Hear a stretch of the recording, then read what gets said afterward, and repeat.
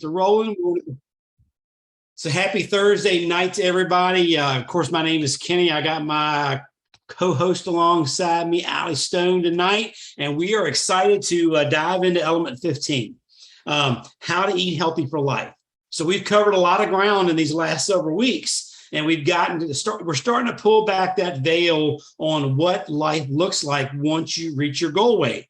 And here again, I go back and use the same example because one of my coaches, several years ago when he got healthy, talking about Brad Alley. Oh, yeah.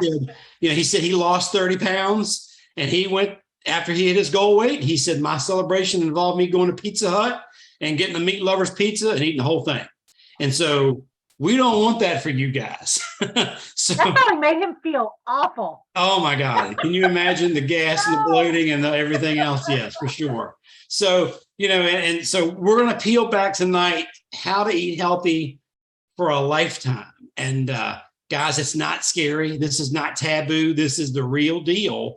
But this is where you've got to be, instead of closed off and, not wanting to hear these things, you got to be open and willing to put yourself into a little bit of an uncomfortable situation at first, because it's something new. Not that it's going to make you feel bad, but we're going to put you in a situation where you may feel a little uncomfortable because you're not sure how to navigate this road.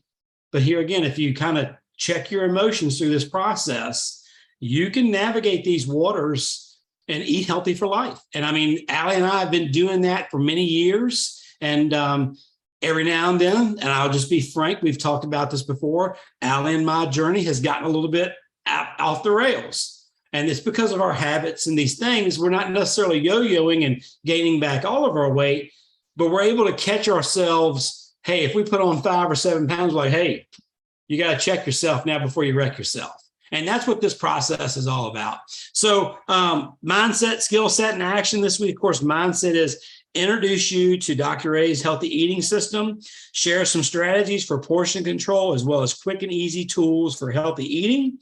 And then, of course, some mindset is identify pitfalls and solutions to dining out.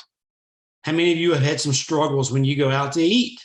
And we've all been there. And then, of course, the action steps are going to be provide you with a blueprint for sustainable success to managing your eating patterns for life.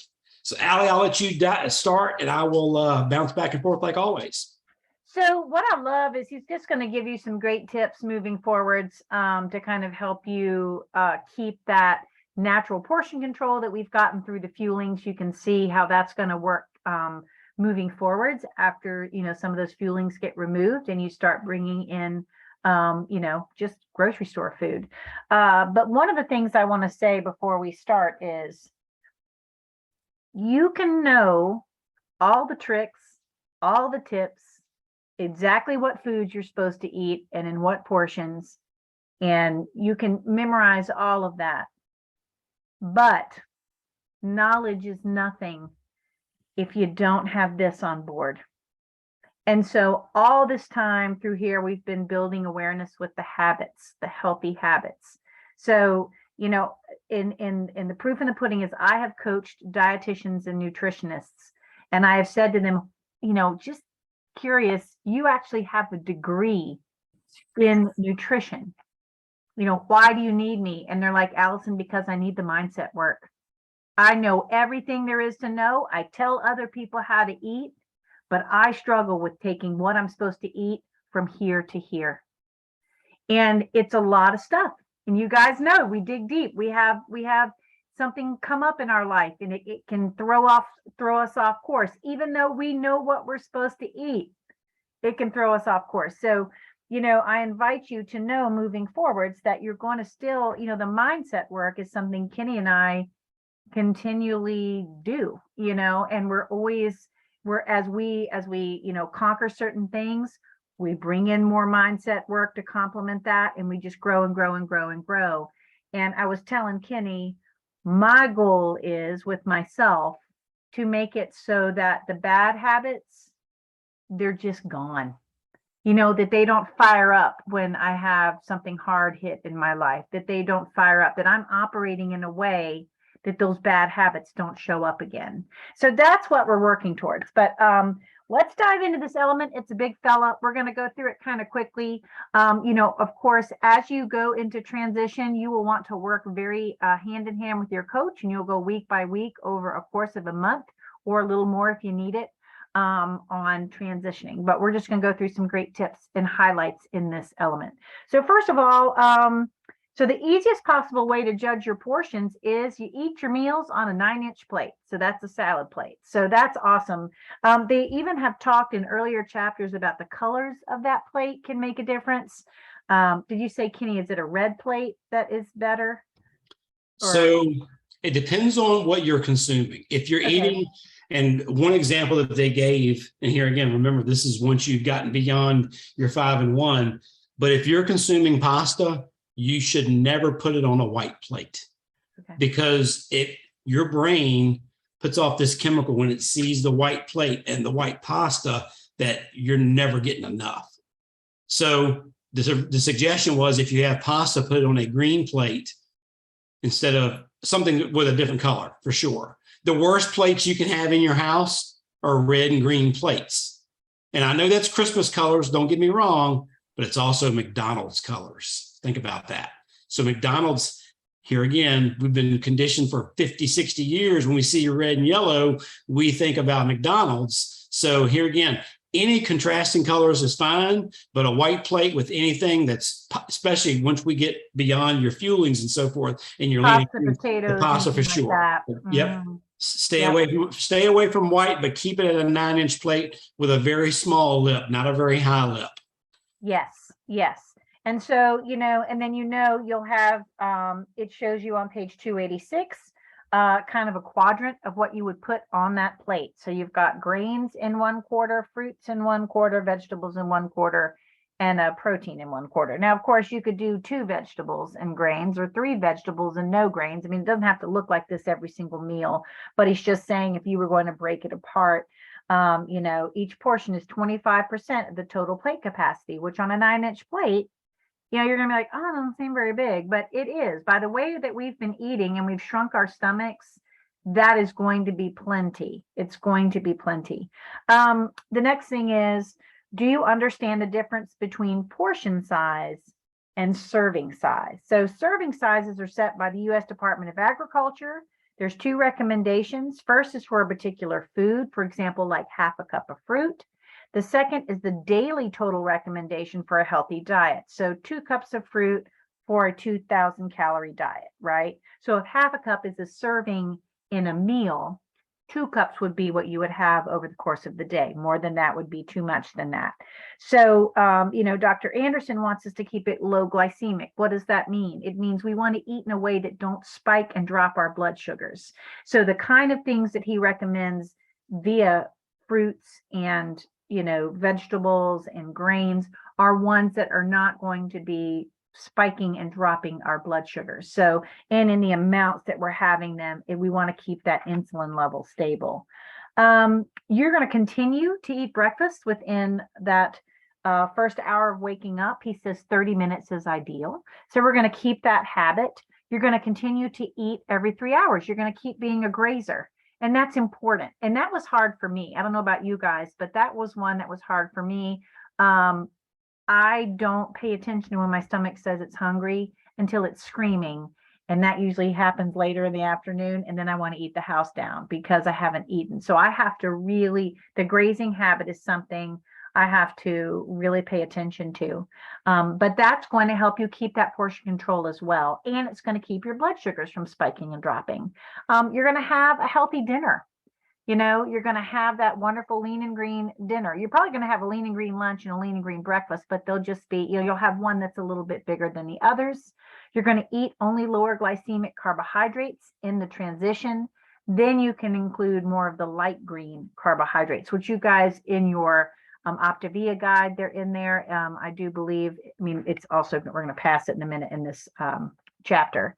And then you're going to gradually begin increasing your daily activity. So remember, when you started this program, we said, hey, you want to kind of keep the big time exercise to a minimum, because we are operating within a very specific caloric zone. Well, as we are transitioning to add in more calories and things like grains and fruits, we're going to up our healthy motion. So what does that mean? Does that mean you got to go spend a bunch of hours at the gym? No, it just means we want to really pay attention to how much we're moving each day. Kenny and I are both doing something this month. He's doing it for a couple months where we're having kind of an accountability checklist with ourselves where we're monitoring the amount of activity we're getting each day. And I will tell you, I have not altered my nutrition at all, but I have definitely leaned up over the course of this month. And I'm just walking. I'm just walking more. I'm making sure I get 8,000 steps a day, which sounds like a lot, but that's really it's not that many for me. You'll learn the key habits necessary to maintain a healthy weight, including support, monitoring, and reinforcement. So this is where the brain stuff comes in. Having support when you're doing this is so important because your brain is going to fight you. Whenever we're changing from old habits to new habits, your brain is going to want to cycle back to what its autopilot settings are. And so having the support, having someone to show you, hey, you know what? You tend to keep missing, not eating every 3 hours. So I want to support you by saying you might want to still set your alarms for a little while until that becomes your autopilot setting. So you're going to work with your coach still, even beyond that. So, I mean, I'm almost this November, I'll be 6 years out from when I transitioned, and I still talk to my coach pretty regularly. I mean, not all the time, but we touch base. I mean, well, we touch base for business reasons, but as far as my personal journey, I do check in with her and, and just let her know what I'm working on. And also I stay active in Optimal Awakenings. Just seeing other people inspires me, and I'm tapped into other people that are contending for their health.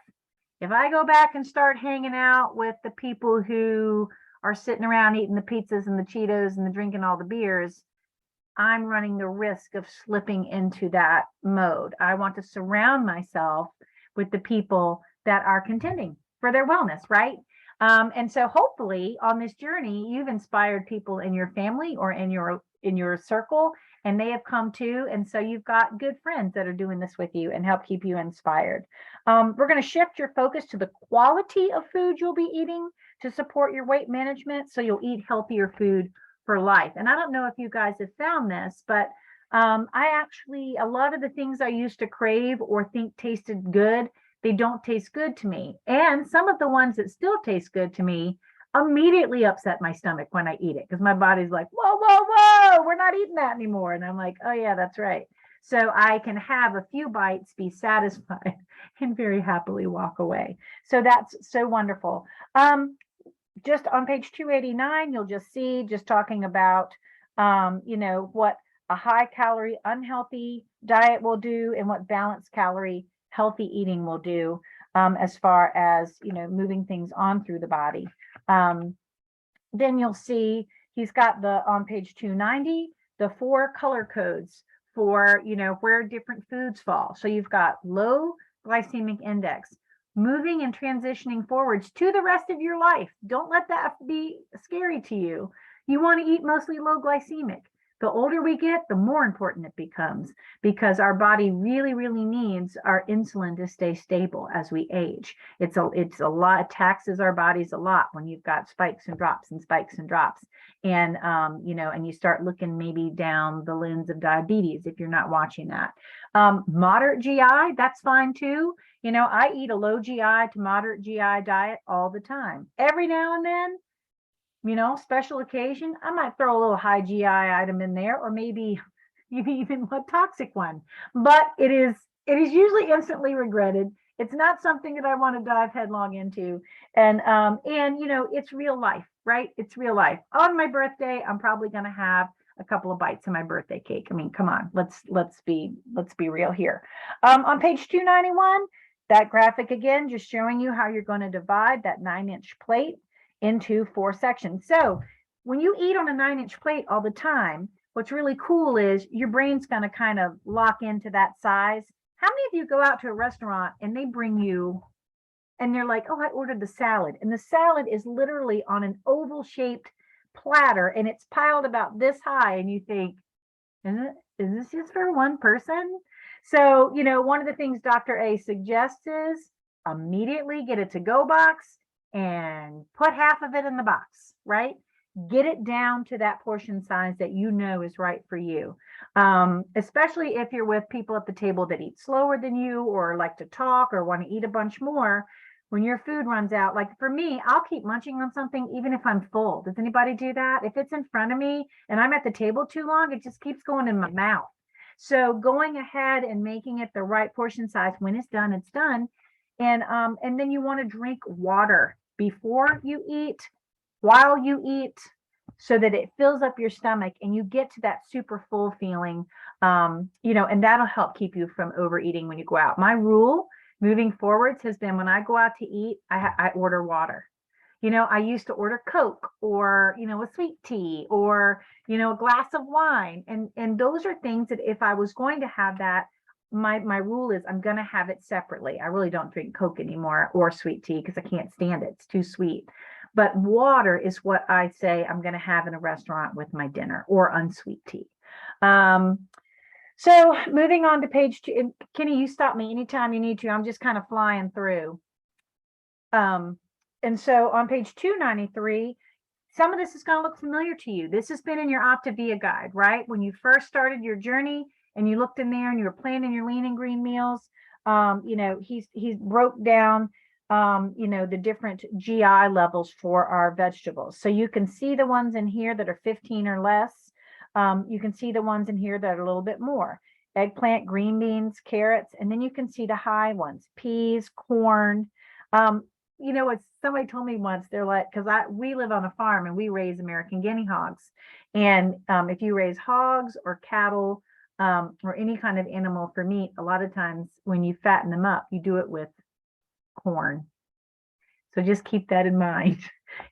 Corn, and that's what they use corn for. We don't eat our pigs, they're pets. But anyway, corn is what they use to fatten animals. So, think about that. That is something that, it's not that you can't ever have it again, but you just don't want to make that a regular part of your weekly diet. Moving on to the fruit GI chart. Of course, we're not eating fruit while we're on the weight loss part of our journey. But as we move it in, this is going to be a new something that we get to familiarize ourselves with. So we've got very low GI are some of my favorite things: olives, avocados, limes, lemons, raspberries, blackberries, grapefruit, cherries, and tomatoes. That's all exciting stuff. That's very low. And then the low, which is still great, are things like apples, nectarines, peaches. You can see them, strawberries. Now, the high GI is, there's some of my favorites in there. Melons. Melons tend to be a high GI. Bananas. You see all these people putting bananas in smoothie. Banana, banana, banana, banana. Well, banana is high GI. So you don't want to eat that all the time. Eat it every now and then is fine, but you don't want to make that a daily thing. Now I love this. On page 295, he talks about, protein being about the size portion wise of a deck of cards. And that's the protein after cooking. So, a big floppy piece of chicken cooks down, right? Boneless, skinless, but about the size of a deck of cards in thickness and size. So that kind of gives you a good idea what you're looking for protein wise. Of course, with something like shrimp, I think, and things like that, it's more than the size of a deck of cards because you get to eat quite a bit of shrimp. But that's in this book as far as how much per thing. Dr. Anderson also says that the lowest proteins tend to be seafood. So, something to think about moving forward is just making seafood more a part of your life, whether it's fish or shrimp or crab or oysters or clams or mussels or whatever it is that floats your boat. Those are actually really good for you. And if you can eat them 2 or 3 times a week, that really helps with weight management. I was excited because for some reason, fish was something I always felt like was special. And now I eat it all the time because I really do enjoy it. There's fresh fish, canned fish. We do a lot of the canned tuna. If you think about, I want something that's grab and go, I'm going to want something that's grab and go, that's easy to fix. Tuna is something you could do very easily, and you could make a light tuna salad and put it in lettuce wraps. And that's a wonderful in between breakfast and lunch or lunch and dinner refreshing way to get some of those calories in and keep those small meals going throughout the day. Again, it's going to tell you seafood choices by fat content. And the leanest fishes are ones I will say, except for crab, scallops, shrimp, and lobster, I eat the daylights out of those, but I love salmon. So I have to watch my salmon because it's the more I probably like it because it's such a fatty fish. And then moving over to meat, this is cool. So things like buffalo, elk, venison, those are really, really, really lean meats. And so I will tell you that when I make a meatloaf, which I do from time to time, one of the three things will in it, because I mix three meats, will be either buffalo, elk, or venison, because I keep it lean. And I put a little bit of pork in there because the pork gives it the fattiness, and then a little bit of a very low fat beef. But you can see here things like sausage, beef sausage or ground beef, they're getting into that red zone. You don't want to eat those a whole lot. So you want to stay more down towards the beginning. Now, does that mean you can't have regular bacon? No, but just don't be having it every single day for breakfast. If you wanted to crumble some on your salad once a week, that's not a big deal. But having bacon every single day, that's in that red zone. You're not going to want to do that. And he invites you all along the way to, as you're going through this chapter, is make a list of some of your favorite meats from that dark green and light green section. Same with the fish, like get in your mind, okay, these are going to be my go-tos. And then shopping becomes a breeze. Again, with poultry, we're going back looking at the fat content and the health of that. It's all, I know this is stuff that you guys already know, I'm sure. But anyway, it's right here. Of course, the white meat is always better than the dark meat. But that doesn't mean, again, that you can't have it, but you're just going to, have it very sparingly. And he said, anything free range or organic poultry wise can help you avoid the antibiotics and growth hormones that are given to a lot of the commercially raised birds. Kenny, did you want to jump in? Yeah, I know we're getting kind of close on time. This is a pretty big element. If you want to split this up, we can do the other half next week. Let's split it up. And the reason I want to do that for everybody that's here and those who watch the recording is there's a lot of information in here. And I think it would be wise for us to not only go through it bit by bit, but also point y'all in the directions of some resources as well. So if you went to habitsofhealth.com on the internet and then click on resources, habitsofhealth.com, click on system resources, you can actually print out or have on your phone these GI charts for all of these things that are in here. Mm-hmm. So that's where, if you want to sit and write down your grocery list or whatever, I think it'd be wise to do that. And one thing I want to talk about here, and I always dig into this stuff, is the mindset of eating healthy for life. Yes. And I've seen these comments before, so I'm not picking on anybody, but if you've said this, I'm sorry, but if I step on your toes, I'm going to speak a little truth because I love you. I have seen people put up there, why do I feel like I'm eating a diabetic diet? Because 70% of Americans are currently obese or overweight. 70% of Americans are currently eating high processed, high sugar. They're consuming at least 30 teaspoons of sugar every day, or 156 pounds per year of sugar. So is that really what you want to do once you get off this plan? And if that's you, hear me on this. We love you. But the next element is going to talk about dealing with addictive foods. So if you're still having that, that lens you're looking through is, well, I just want Oreos and pizza. Well, if you want Oreos and pizza, you can eat and eat and eat and eat and never feel full. Mm-hmm. And we'll dive into that in element 16. There's a chemical your brain puts off when you eat those foods. And what that does is it causes addiction, just like heroin. Yep. And, I don't want to pull back too much on the next element because I've had to live there for a while, guys, because I've been there myself. So I never was an alcohol drinker. Val's raising her hand. Val, you got something you want to say? I just want to ask, is there a recommended amount of sugar we're supposed to have a day?